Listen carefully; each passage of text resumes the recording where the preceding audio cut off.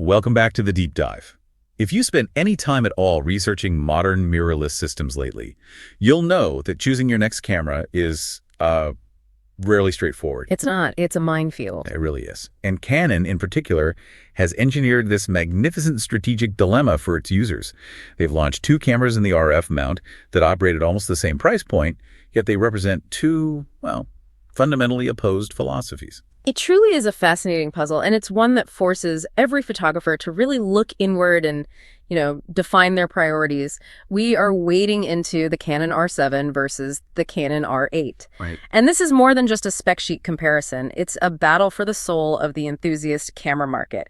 One prioritizes the sensor, and the other, well, it prioritizes features and I'd argue operational reliability. And when you look at the raw data, that internal conflict is just so obvious. I mean, the review scores are essentially tied. The R7 sits at a 73 overall score, and the R8 is just 1 point behind it at 72. A single point. That razor-thin margin proves there is no universal winner here.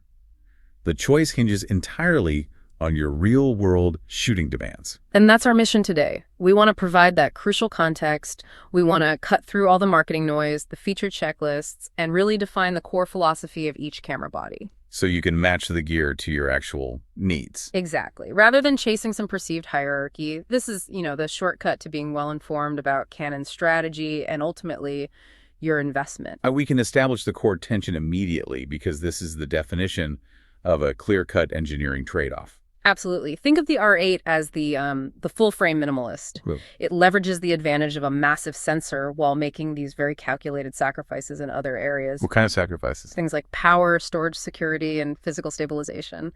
They did all that to hit this aggressively low price point. Its singular priority is maximum light gathering, maximum image quality potential. Then you have the R7, which takes a completely different path. It's the feature specialist. It keeps the smaller, denser APS-C sensor, but packs it with professional-grade components. All-day battery life, dual card redundancy, 7 slots of built-in stabilization. I mean, it prioritizes reach, speed, and just operational confidence. So it's a battle of high image potential versus high image reliability. That's the perfect way to frame it. Okay, let's unpack this. Starting with what defines their core difference, the sensor. And this is where the R8 launches its entire appeal. I mean, the R8 is Canon's direct response to the market demanding affordable full-frame performance. Right. Everyone wants full frame. Everyone wants full frame. So they essentially stripped down a high-end sensor, the 24-megapixel full-frame CMOS, measuring 36 by 24 millimeters, and they placed it into an enthusiast-level body. And that sensor size, that's the standard used in professional flagship bodies, right? Right. And the physics there are just, well, they're inescapable. When we talk about capturing light, size truly matters. It does, and we need to talk about the numbers to really appreciate the advantage here. We're comparing the R8's 24-megapixel full-frame sensor to the R7's 33-megapixel APS-C sensor. So the R7 has more pixels. It has more pixels, but the R8's individual pixel area measures 36.000 mem. When you compare that against the R7's smaller photo sites, the R8's light gathering area it's a staggering 253% larger. Wow. 253%. So we're not talking about a small, incremental improvement here. Not at all. I mean, this isn't a subtle marketing distinction. It's a fundamental physical advantage in how the camera processes light. And it is monumental. It is, and it translates directly into the R8's inherent superpower, handling low light and maximizing dynamic range. Because those photo sites are so much larger, they just collect substantially more photons during any given exposure, especially short exposures in dark settings. So what does that actually mean in practical terms for someone listening? How many stops of light are we gaining when the ISO needs to climb? Conservatively, you're looking at about a 1.5 to 2 stop advantage in noise performance when you compare them head-to-head at the same high ISO settings. A full 2 stops. Potentially. The R8's native ISO range goes from 100 all the way up to 102,400. You can even expand it to 204,800. That's incredible. This low light ceiling allows for really confident shooting in challenging venues. I mean, think of the extreme light poverty of a concert, a dimly lit museum, or an indoor sports event where you can't use flash. The R8 can get you a clean image at ISO 12,800, where the R7 might start showing some, unacceptable noise levels. And that light gathering capability, that must feed directly into the second, and I think often underestimated benefit, superior dynamic range. Exactly. Dynamic range relates to the difference between the brightest highlights and the deepest shadows that the sensor can capture. A larger photosite, because it just holds more data before it gets saturated, it provides a much wider latitude of information in the raw file. Okay, so if I slightly underexpose a challenging scene, maybe to give myself more headroom so I don't blow out the highlights in the sky, I have more shadow information to recover later in editing on the R8. Precisely. That recoverability is invaluable. If you're shooting a high-contrast scene like sunlight hitting a subject but leaving deep shadows, the R8 gives you far more flexibility to manipulate the light in post-processing without introducing, artifacting or noise in those recovered shadow areas. It's built for that pure, high-quality light capture foundation. That's its whole reason for being. Now let's look at the R7, which basically says, okay, size isn't everything, reach and resolution are. It takes the complete counter approach with its 33-megapixel APS-C sensor. The R7 is the resolution and reach specialist. That 33-megapixel resolution means it has 37% more pixels than the R8. And while the sensor is physically smaller, yes, the R7 leverages that smaller dimension as a feature, not a limitation. And this brings us back to the famous 1.6x crop factor. For disciplines that need maximum reach, this isn't a limitation at all. It's an inherent mechanical zoom. It is a phenomenal advantage, particularly when you're budgeting for lenses. If you're a wildlife or nature photographer, or maybe you shoot outdoor field sports, that 1.6x crop is a free telephoto extension. Give us an example. Okay, so you take Canon's excellent 100-400 millimeter RF lens, you mount it on the R7, and the effective focal length instantly becomes 160 to 640 millimeters. And that cost implication is massive. Yeah. To get a stabilized 600 millimeter or 640 millimeter focal length on a full frame R8, you're now entering the territory of, extremely expensive, large, and heavy super telephoto lenses. Lenses that often cost 5 figures. Easily. It instantly negates any of the R8's body cost savings. The R7 user achieves that vital reach using a fraction of the lens budget and carrying far less weight. The R7 is, you could say, purpose-built to solve the problem of distance. And that higher 33 megapixel density feeds into its second big advantage, cropping latitude. With 37% more pixels than the R8, the R7 gives you significant flexibility for post-production. If you're shooting fast-moving, unpredictable subjects, think birds in flight or motocross, you can afford to capture the subject a little bit wide to make sure you don't miss them. And not worry about it. Exactly. And then you can crop aggressively later without sacrificing print quality or display detail. That 33-megapixel safety net is invaluable for any action shooter. So if your photography is all about capturing distant subjects in bright light and requires intense post-processing flexibility, the R7's philosophy of resolution and reach completely trumps the R8's low-light advantage. Absolutely. The R8 prioritizes the theoretical foundation of the image capture. The R7 prioritizes the practicality of image acquisition and editing flexibility, particularly when distance is the variable you just can't control. Okay, let's move to section 2, what you call the operational chasm. This is where Canon's cost-cutting measures on the R8 become most apparent, and really where the R7 transforms from just a feature specialist into a professional workhorse. Let's start with the stabilization divide. The R7's inclusion of 7-stop sensor shift image stabilization, or IDASIS, is the single greatest difference in operational philosophy between these two bodies. It is a fundamental game changer because it eliminates the reliance on the lens for stabilization. Right, let's just clarify the mechanism quickly. We're talking about the sensor itself actually moving on magnetic actuators to counteract minute camera shake. That's right. And the magic is that the system compensates for everything: pitch, yaw, roll, and even horizontal and vertical translations. And crucially, it works with any glass, even vintage adapted manual lenses or the most affordable prime lenses that don't have optical stabilization, or IS. Let's put that 7-stop claim into perspective. If I'm using the traditional guideline of 1 over the focal length and I'm shooting a wide-angle 20-millimeter lens, my minimum safe shutter speed handheld is maybe 120th of a second. So if you gain 7 stops from there, that means you can divide that shutter speed by 2 7 times over. Starting at 120th, 7 stops means you can theoretically get tech-sharp results at exposures approaching a half-second or even slower, all handheld. A half-second exposure, handheld, that's transformative. It fundamentally alters how you approach photography in available light.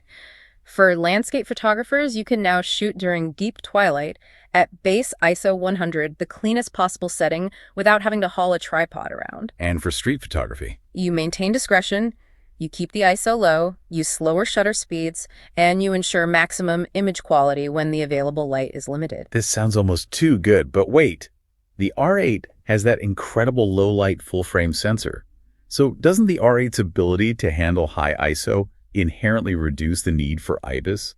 I mean, aren't they just solving the same problem shooting handheld and low light through two different means? That is an excellent point and a really crucial distinction. They are related problems, but they're not identical problems. The R8's large sensor solves the noise problem associated with high ISO, so it gives you a cleaner image file. But it does nothing to solve motion blur caused by camera shake or, a moving subject. IBIS on the R7, that's what solves the camera shake problem. So even if the R8 is clean at ISO 6400, if I tried to shoot a stationary subject at, say, 130th of a second with a 100mm lens, I'm still likely to introduce blur from my own movement. Exactly. The R8 forces you to raise the shutter speed to 1100th or 125th to avoid that shake, which in turn pushes your ISO even higher, and that potentially negates some of that full-frame noise advantage. The R7, with IBIS, allows you to maintain the lowest ISO possible for maximum dynamic range while keeping the image sharp simply by moving the sensor. And conversely, the R8 eliminated IBIS entirely, purely as a cost-cutting measure. It was a very calculated omission, but one that forces the photographer into some severe compromises. You are now exclusively reliant on lens-based optical stabilization, or IS. And how many lenses actually have that? Well, out of the 91 available RF lenses, only 37 include IS. So you're forced to buy the premium stabilized lenses, or you must always shoot at high shutter speeds, which drives your ISO up, or you must rely on a heavy tripod. It just severely limits the versatility of adapted or older glass on the R8. That structural difference leads directly to the next critical operational difference: power management. When we talk about professional reliability, battery life is an essential foundational feature. And here, the R7 it simply walks away with the victory. The R7 uses a larger battery, and it achieves a 660-shot CAP rating. Let's define CAP quickly. It stands for the Camera and Imaging Products Association, and it's a standardized, repeatable test. So a 660-shot rating signifies genuine all-day shooting capability. So for event work or, long field assignments, a single-charged R7 battery and maybe one spare is usually enough insurance. It provides reliability, confidence, and virtually no mental overhead regarding power. You can focus on the shot, not the battery icon. Now contrast that with the R8's, candidly inadequate 290-shot CPR rating. Oof. A sub-300 rating on a modern mirrorless camera, that is serious workflow limitation. It is. And remember, the Cepeda test is conducted under very controlled, very gentle conditions, minimal EVF usage, limited AF tracking, very few continuous bursts. Real-world use is much harsher. In the real world, especially if you're using heavy autofocus or rapid electronic bursts or sustained video recording, that R8 battery will drain significantly faster. So if I'm shooting an all-day wedding, maybe 10 to 12 hours of constant capturing, how many R8 batteries am I realistically going to need? You are looking at 4 to 5 batteries minimum for a high volume day, and you will be swapping them constantly. That's a huge hassle. It is. If you're shooting wildlife in a remote field or traveling somewhere with limited charging access, the R8 introduces significant logistical anxiety. You're instantly budgeting $200 or $300 just to make the camera functionally viable for an extended session. The full frame advantage becomes meaningless if the power cuts out during the critical moment. And the mental overhead you mentioned is key. Constantly having to monitor that low battery icon during peak action, it just changes how you approach the shoot. It drains your focus and it forces compromises. And this leads seamlessly into the storage architecture, which follows the exact same pattern of professional security versus consumer convenience. The R7 provides that insurance against disaster with its dual UHS-2 SD card slots. The dual slot is priceless for any kind of high-stakes photography. UHS-2 specifies a high-speed data bus, which is essential for rapid data transfer during high frame rate bursts and 4K video. But the real core value is the redundancy. You can write to both cards at once. Exactly. When you configure the R7 to write simultaneously to both cards, you create an instantaneous backup. We sometimes get complacent with memory cards, but corruption, physical damage, or even just accidentally formatting the wrong card, it happens. And it's a catastrophic single point of failure. If you're a professional covering a wedding, a political event, or a once-in-a-lifetime trip, losing that primary card means you're losing the income, the trust, and the irreplaceable moment. The R7 eliminates that risk. And beyond just security, the dual slots offer tremendous workflow flexibility too. Oh, absolutely. You can designate one card for your high-resolution RAW files and the other for smaller JPEGs for a rapid client preview. You can use the second slot just for overflow if you think you're going to shoot thousands of images. Or, critically for event coverage, you can hot swap a full card mid-shoot without ever stopping your camera or interrupting the flow of capture. Meanwhile, the R8, positioned as the enthusiast body, offers a single card slot. And for casual shooters, look, that risk is probably acceptable. Modern cards are very reliable. But for the professional, it is often a non-negotiable deal breaker. I've heard some pros use them as a second body, though. They do. We have to acknowledge that some professionals do use R8s as a secondary body, often for, say, wide-angle full-frame shots during a reception. But they never rely on it for the ceremony or main events where the capture is essential. They mitigate the risk, but that requires extra equipment and time. The R7 just integrates that security directly into the body. The operational chasm is clear. The R7 is built to finish the job reliably, while the R8 really relies on the photographer to manage its physical limitations. Let's move into Section 3. Capturing the action autofocus and mechanical speed. We should establish that both cameras benefit from Canon's world-class dual-pixel CMOS AF2 system, complete with sophisticated subject detection. So they are both fast and smart at tracking. They share that core intelligence, absolutely, but their optimization diverges. The R8, leveraging its full-frame status, prioritizes coverage density and low-light AF sensitivity. The R8 boasts, 1,053 selectable AF points spread across the frame? That's right. And that high density significantly aids acquisition speed, particularly when the subject is far off-center or moving erratically. But the real advantage ties back to the sensor physics we talked about. Because the R8's full-frame sensor gathers so much more light, its AF system can acquire and track focus far more effectively in challenging dimly lit conditions. So shooting concerts or indoor sports when the light is dropping. Exactly. And when you pair that with its electronic shutter, the R8 achieves an astonishing 40 frames per second burst rate. That 40 fps is incredible for capturing that one decisive peak action moment. It is, but there's a little asterisk next to that speed. When using such high-speed electronic shutters, manufacturers sometimes have to compromise on data readout speed, which can limit the bit depth. You might be shooting at 40 fps, but potentially only reading the data at 12-bit depth, whereas the slower mechanical shutter usually maintains the full 14-bit depth for maximum image information. That's a subtle trade-off, one that's often hidden in the specs. It is, and the R7 counters that electronic speed by focusing on mechanical excellence, particularly shutter speed versatility. It has fewer AF points, right? It has 651 AF points, still very comprehensive, but its standout feature is the physical shutter mechanism.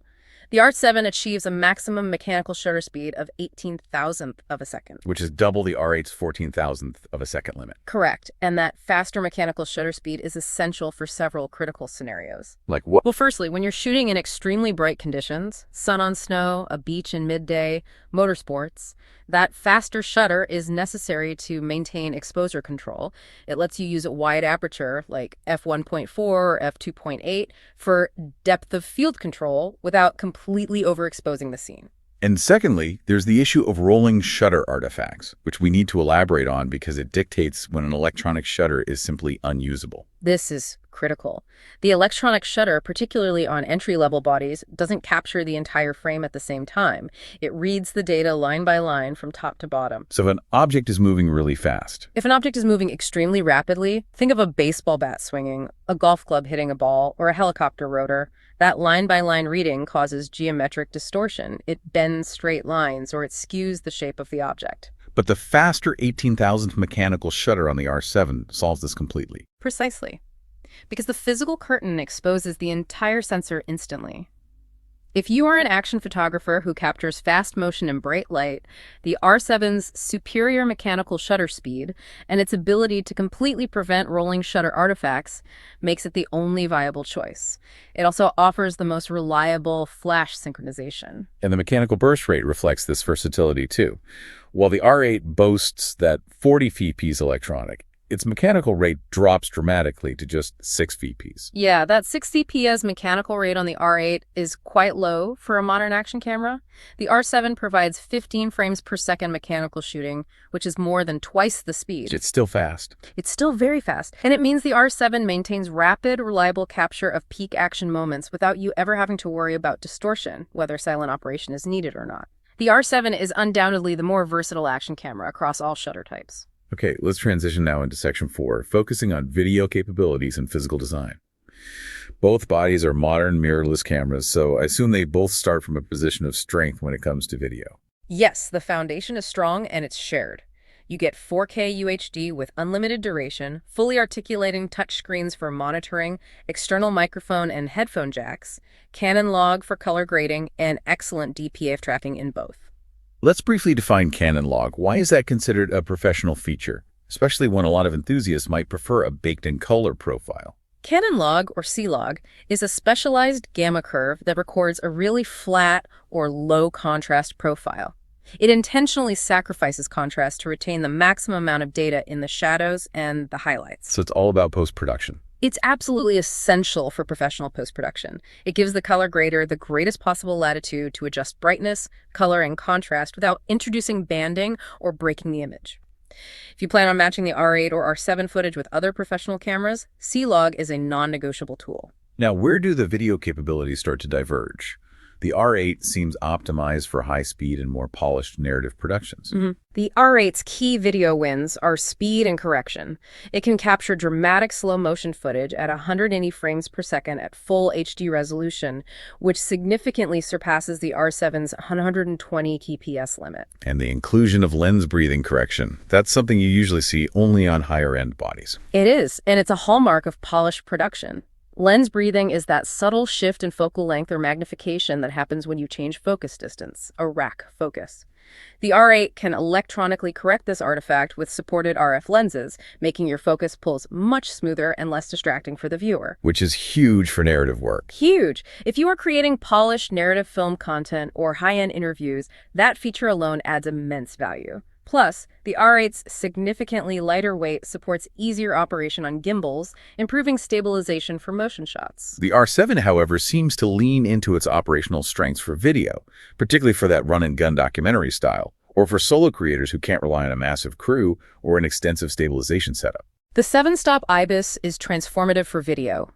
While the R8 pretty much requires a gimbal for buttery smooth footage, the R7's IBIS often provides perfectly acceptable, stable handheld footage, especially for those run-and-gun scenarios or documentary work where you need to be mobile and responsive. It's a huge money saver. This saves the solo creator thousands of dollars on stabilization gear and countless hours on setup time. And we circle back to those operational wins. Yeah. Battery life and storage security supporting video sessions. Video is notoriously battery intensive. The R7's superior battery life supports extended, uninterrupted recording sessions, which is crucial for long interviews or event coverage. Furthermore, the dual card slots allow for backup recording, providing essential security for professional video projects where reshooting a mistake or a lost file is frequently impossible. For reliability in the field, the R7 wins hands down. Let's touch on an often unseen technical detail: video clarity through oversampling. The R7 has more megapixels on its sensor. Does that actually help 4K video quality? It potentially does, yes. The R7 starts with 33 megapixels. To generate a 4K image, which is about 8.3 megapixels, the R7 likely captures data from a much larger area, possibly 6K or even 7K, and then it downsamples that data into the final 4K video file. So you get a sharper image. This process of oversampling results in remarkably sharp 4K footage with minimal moire or aliasing artifacts. While the R8 also produces excellent 4K, the higher initial resolution of the R7 gives it a technical edge in sharpness derived from that downsampling. Moving to physical design, just the tactile experience of the camera, the R8 is clearly the compact and portable champion. The R8 is designed for discretion and ease of carry. It measures 133 by 86 by 70 millimeters and weighs only 461 grams. That compact form factor is a huge benefit for travel photographers who prioritize minimizing their baggage, bulk, and weight. And it's less intrusive for street photography. Exactly. Its lower profile aids discretion, making the camera less intimidating. But smaller size always means compromise in ergonomics. It does. The R8 features a smaller grip, and it often feels cramped for users with larger hands, especially when you start mounting the larger RF lenses. Control placement can feel less intuitive, sacrificing usability for portability. And the R7 goes the opposite direction, favoring substance and a professional feel. At 132 by 92 millimeters and 612 grams, the R7 is substantially heavier and thicker, but that bulk provides critical operational benefits. A deeper, more substantial grip for superior handling and stability, especially when you're using heavy telephoto lenses. That body size simply allows for better balance. And that additional bulk houses a critical feature that's missing from the R8, anti-dust shutter mechanism. Yes. When you remove a lens from the R7, a physical shutter closes automatically, shielding that sensitive sensor from dust, from grit, and moisture. For outdoor photographers, wildlife shooters, landscape artists who are frequently changing lenses in dusty, windy, or sandy environments, this feature is absolutely vital for sensor longevity and maintenance. It's another professional-level inclusion. It is, and it's another victim of the R8's aggressive cost-cutting. It reinforces the R7's position as a robust tool for demanding environments. This brings us to Section 5, real-world scenarios, lens ecosystem, and investment. Since the scores are so close, the choice isn't about which is better, but which is best for you. We have to match the camera to the genre. Okay, let's start with the clearest distinction. Wildlife and nature photography.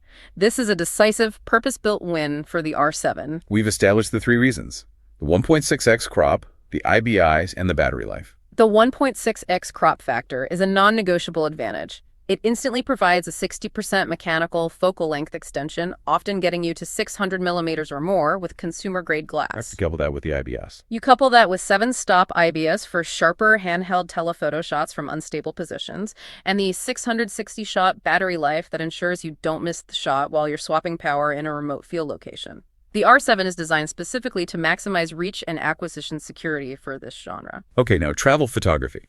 Here, the R8 takes a slight advantage, mainly because of that weight difference. For multi-day travel, especially air travel, the R8's 151-gram weight saving and its smaller profile are significant. The full-frame sensor also excels at capturing stunning, high-quality landscapes and environmental portraits.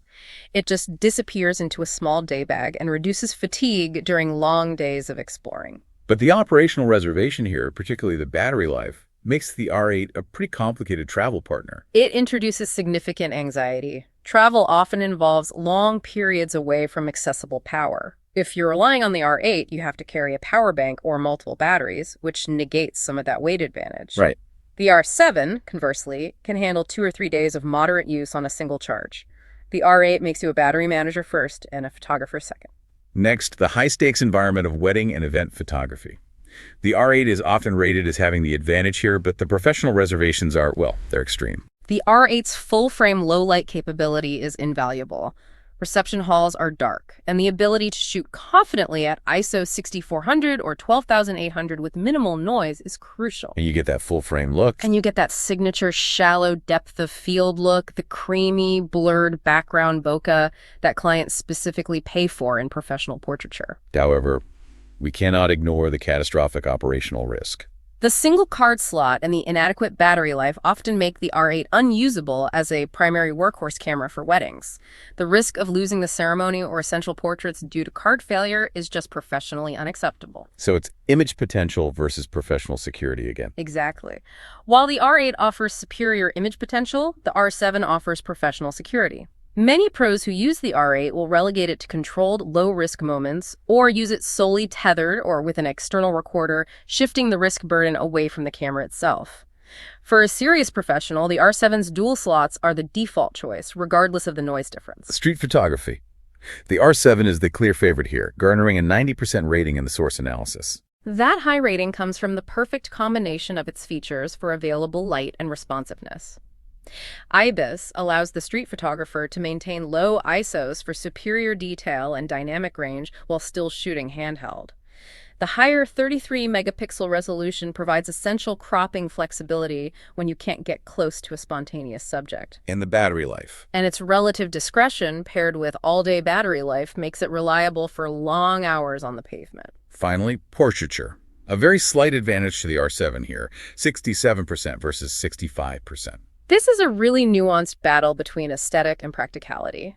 The R8 offers superior background separation because of its full-frame sensor, which is aesthetically pleasing. However, the R7 provides IBIS for consistently sharper handheld captures, which is crucial when you're shooting environmental portraits on location without a tripod. So it depends on where you shoot. If you are a studio photographer with controlled strobes, the R8 is fine.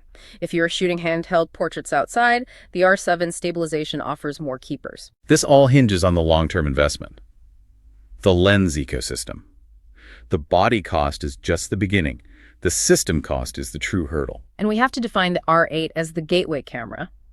Canon makes it affordable to attract you, but the real expense begins when you start buying the required full-frame RF lenses. And the R8 essentially mandates that you buy the full-frame glass, which are typically larger, heavier, and substantially more expensive. Because the R8 lacks IBIS, the photographer is often forced toward the premium stabilized RF lenses just to compensate. These lenses, like the RF70 200mm f2.8 IS or the fast primes, often cost between $2,000 and $5,000 each. Wow. If you want to match the R7's stabilized 640mm reach, the R8 user must spend upwards of $3,000 to $5,000 on a specific telephoto lens, instantly negating the initial body savings of the R8.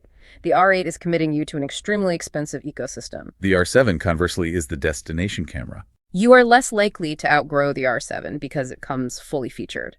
And crucially, all 91 RF lenses mount on it, including the more affordable, compact APS-C-specific lenses, like the RFS series, that are lighter and cheaper. And every lens gets stabilized. Every single lens you attach benefits from the R7's built-in IBIS, meaning you save significant money by buying non-stabilized or cheaper legacy lenses.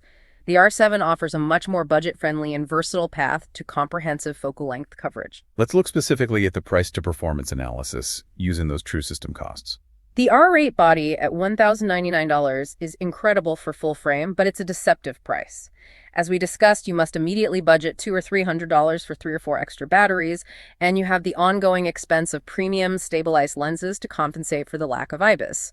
The true usable investment in an R8 system quickly approaches $1,500 to $1,800, plus the cost of expensive glass. The R7 is more expensive initially at $1,499, but you're arguing that initial higher price is justified by the built-in features that save you money in the long run. Precisely. The R7 includes the hundreds of dollars of functional value represented by IBIS, dual card redundancy, and the superior battery.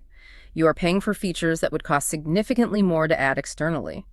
The R7's total system value proposition is just stronger from day one because it's a complete, reliable tool that requires minimal supplemental expense. This breakdown clarifies that we are looking at 2 superb cameras designed for entirely different customers. The final score is irrelevant. It's the photographer's daily reality that must dictate the purchase.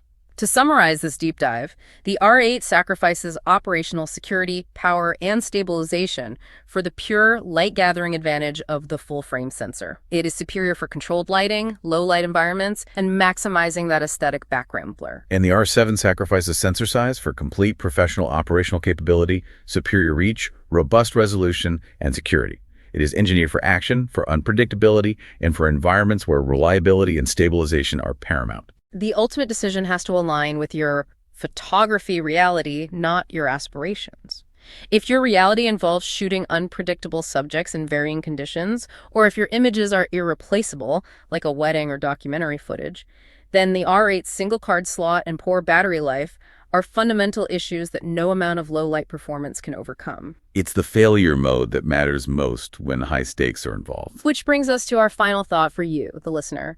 We have to shift the focus entirely from maximizing features to mitigating risk and maximizing security. In your actual digital workflow, which commodity is truly more valuable to your success and your peace of mind? Is it the theoretical 253% light gathering advantage of the R8's full-frame sensor, which provides the ultimate image potential?